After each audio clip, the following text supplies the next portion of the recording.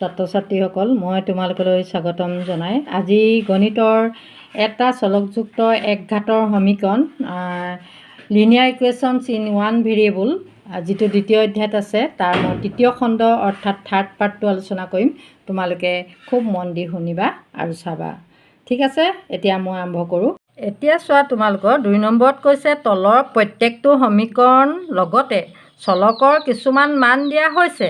তাৰমানে এইটো এক্সৰ মান, এইটো চলকটো এক্সৰ মান 1 দিছে বা 2 দিছে বা -2 দিছে। এই মানবোৰৰ ভিতৰত কোনটো মান সমীকৰণটোৰ সমাধান হ'ব নিৰ্ণয় কৰা। এতিয়া আমি কেনেকৈ কৰিম চাবা দেই, কেনেকৈ।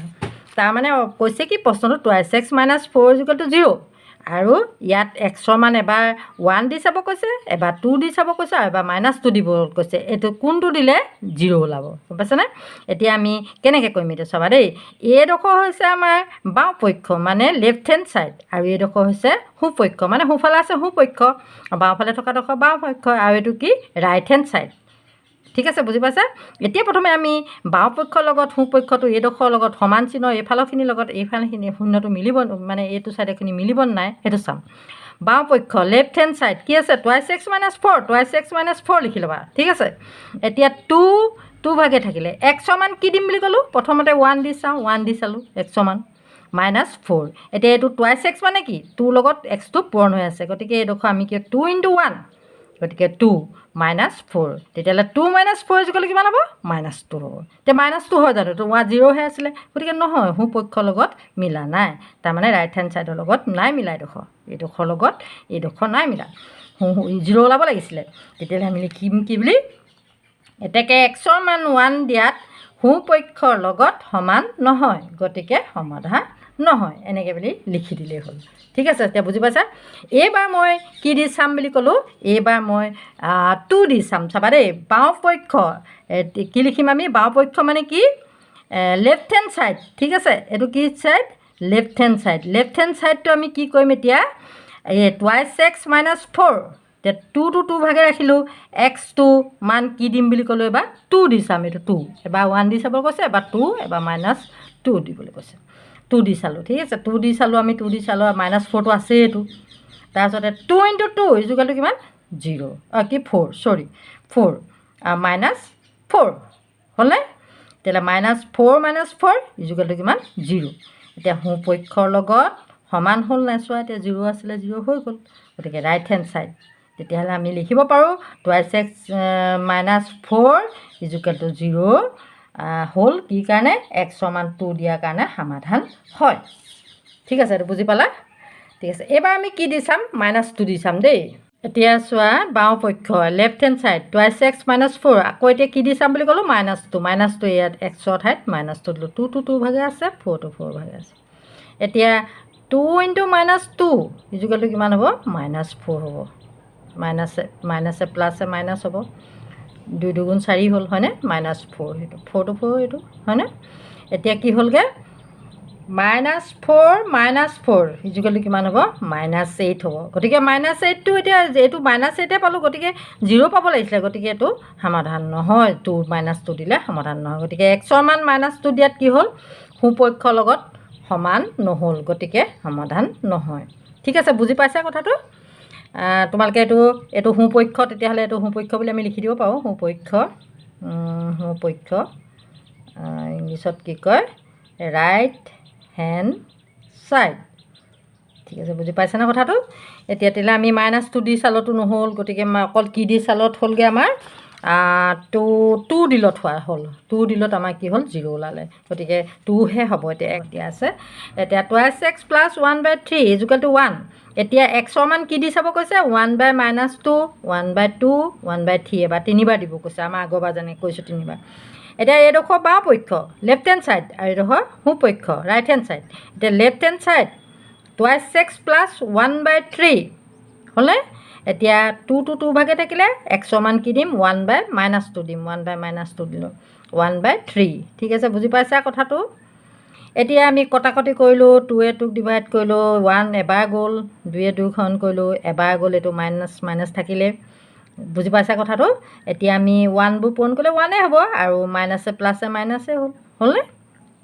+1/3 এতিয়া আমি -1 + 1/3 এতিয়া যোগ কৰিম বহুতে আকৌ যোগ কৰোঁতে কি কয় এইটো যোগ কৰি দুইটো দুয়ে এনেকৈ যোগ কৰি দিয়ে 2 1 1 2 দুভাগ তেনেকৈ যোগ কৰি দিয়ে তেনেকৈ যোগ নকৰিবা তোমালোকে এনেকৈ কৰিবা আমি আগত যে এবাৰ পৰিমেয় সংখ্যা শিকাওঁতে ৰেচনেল নাম্বাৰ শিকাওঁতে যে যোগ বিয়োগ শিকাইছিলোঁ তেনেধৰণে কৰিবা ইয়াত -1 এটা আছে বুলি ধৰি ল'বা তেতিয়াহ'লে 1 আৰু 3 LCM কিমান হ'ব লসাগু 3 হ'ব 2 2 3 কি 1 3 খন কৰিলোঁ কিমান হ'ল 3 হ'ল 3 আকৌ -1ক পূৰণ কৰিলোঁ -3 হ'ল বুজি পাইছা আকৌ 3 ঠিক ডিভাইড কৰিলোঁ এবাৰ গ'ল 1 আকৌ 1ক পূৰণ কৰিলোঁ 1 হ'ল ঠিক আছে বুজি পাইছানে এইটো যদি বুজি নাই পোৱা তোমালোকে পুনৰ মোৰ যিটো ৰেচনেল নাম্বাৰ যোগ বিয়োগ কৰাটো দেখুৱাইছোঁ সেইটো মতে কৰিবা তোমাৰ চাই ল'বা চাই লৈ এইটো কৰিবা ঠিক আছে এতিয়া বুজি পাইছা এতিয়া -3 + 1 ইজুকেলটো কিমান হ'ব -2 হ'ব এইটো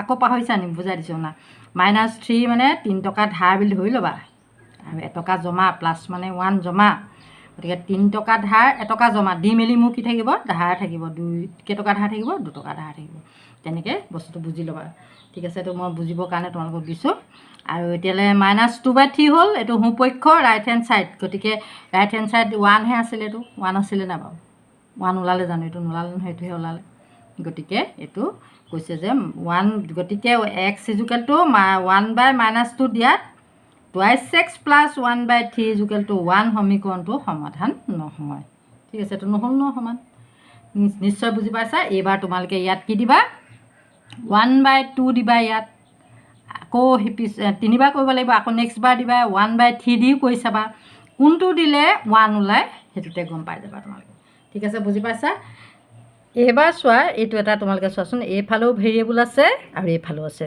ভেৰিয়েবল দেখাত অংকটো বহুত ডাঙৰ নিচিনা লাগিছে নহয়নে বাৰু তোমালোকে ভাবিছা হয়তো এইটো কেনেকৈ কৰিম ইমান ডাঙৰ অংকটো কিন্তু একদম ইজি অংক চাবা দেই এতিয়া পি মান আমি এবাৰ 2 দি চাম এবাৰ 4 দি চাম এবাৰ -4 দি চাম ঠিক আছে চোৱা এতিয়া একদম ইজি কৰি দিম এতিয়া চোৱা এতিয়া কি লিখা আছে 10p - 4 = কিমান 4 ইনটু ব্ৰেকেট মানে ইনটু দেই পূৰণ তাৰমানে ব্ৰেকেট মানে 2p + 1 এইটো আছে এইডোখৰ হৈছে কি লেফ্ট হেণ্ড ছাইড এইটো হৈছে ৰাইট হেণ্ড ছাইড মানে বাওঁ পক্ষ সোঁপক্ষ এইফালে ঠিক আছে সমান চিহ্ন এইফালৰখিনি কি বুলি ক'লোঁ মই বাওঁ পক্ষ এইফালৰখিনি সোঁপক্ষ ঠিক আছে এতিয়া লেফ্ট হেণ্ড ছাইড আমি এইডোখৰ ইয়াত লিখি লৈছোঁ চোৱা বেলেগ একো কোৱা নাই বুজিছা 10 to 10 ভাগে থ'লোঁ পি মান কি দিম বুলি ক'লোঁ মই এতিয়া 2 দিম বুলি ক'লোঁ গতিকে 2 দিলোঁ আৰু -4 ভাগে আছে দেখিছা এতিয়া 10 × 2 দেখিছা 10 × 2 কি হ'ল 20 হ'ল 20 হ'লেও -4টো আছেই নহয়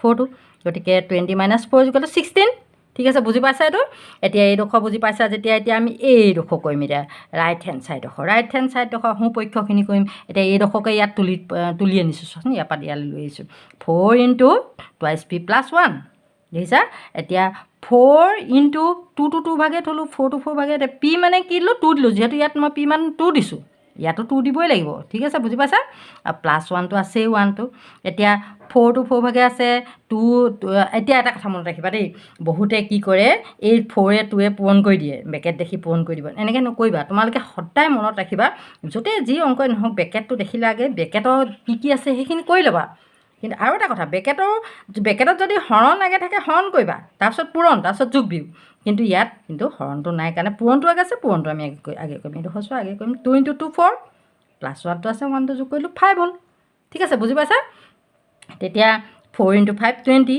এতিয়া চোৱা তোমালোকে এইটো হৈছে ৰাইট হেণ্ড ছাইড হয় নহয় ৰাইট হেণ্ড এতিয়া লেফ্ট হেণ্ড ছাইডত 16 পালোঁ এইটো 20 পালোঁ গতিকে আমি পি মান 2 দিলত আমাৰ দুইফালে সমান নহ'ল গতিকে এইটো সমীকৰণটো কি হয় এই সমীকৰণটো সমাধান নহয় এতিয়া তোমালোকে 4 দি চাবা আকৌ পি = 4 দি চাবা এইটো ইয়াতো 4 দিবা তেতিয়া আকৌ এবাৰ কৰিবা তোমালোকে পি যদি নিমিলে আকৌ চাবা যে পি = -4 দি চাবা ইয়াত আকৌ ইয়াতো -4 দি চাবা কিজানিবা সমান হৈ যায় তেতিয়া সমান হৈ গ'লে গম পাবা যে লেফ্ট হেণ্ড ছাইড আৰু ৰাইট হেণ্ড ছাইড দুয়োটা যদি সমান হৈ যায় তেতিয়া গম পাবা যে সমীকৰণটো সমাধান হ'ব শেষত লিখি দিবা যে left hand side = right hand side নহয় সমান চিহ্ন কাটি দিলে নহয় বুজায় দেই গতিকে পি = 2 আগতে x = লিখিছোঁ এতিয়া পি আছে কাৰণে পি = 2 দিয়াত কি হ'ল সমীকৰণটো সমাধান নহয় ঠিক আছে বুজি পাইছা এইটো তোমালোকে 4 দি আৰু -4 দি দুবাৰ কৰিবা তোমালোকে ঠিক আছে ঠিক আছে, এবাৰ তোমালোকক মই কৰিবলৈ দিওঁ কোনকেইটা। এইটোতো মই কৰি দিছোঁ, আটাইকেইটা মান দি কৰি দিলোঁ। এইটো কৰিবা, 2 নম্বৰ কৰিবা, 3 নম্বৰটো কৰিবা। এইটো ফেকশ্যনত আছে, 3 দিবা, -3 দিবা, 5 দিবা, 3বাৰ দি কৰি চাবা। এইটোও তেনেকৈ কৰিবা। এইটো আকৌ দুইফালে আছে দেই, 7 - x আছে আকৌ। এইফালেও x আছে, চলক আছে, এইফালেও আছে, মানে ভেৰিয়েবল এইফালেও আছে, এইফালেও আছে। এতিয়া y/1 দিবা, -1 দিবা, 2 দিবা, তেনেকৈ দি কৰি চাবা। মই এটাটো কৰিলোঁ, এই দুটা দি কৰি চাবা দেই। -1/2 দিবা, 1/3 দি কৰি চাবা। তাৰপিছত এইটো তেনেকৈ কৰিবা। এতিয়া মই যিটো কৈ দিলোঁ, এতিয়া এইকেইটা তিনিবাৰ এটা অংকত তিনিবাৰ কৰিবলৈ দিছে। এইটো এবাৰ 1, এবাৰ 2, এবাৰ -2 এনেকৈ কৰিব লাগিব, -2 দি লৈ কৰিব লাগিব। ঠিক আছে, এইকেইটা তোমালোকে কৰিবা। কৰি লৈ তোমালোকৰ ছাৰ বাইদেউসকলক দেখাবা, তোমালোকক নম্বৰ দিব। ঠিক আছে, আজিলৈ আহোঁ। তোমালোকৰ যদি ভিডিঅ' কিছুমান যোগ বিয়োগ কৰিব জনা নাই, তেনেহ'লে আগৰ ভিডিঅ'বিলাক চাবা। মোৰ নামত চাৰ্চ কৰিবা, PRONTUNI GOGOI, মোৰ নামটোত চাৰ্চ কৰিবা, পোনটুনি গগৈ। ঠিক আছে, বুজি পাইছা?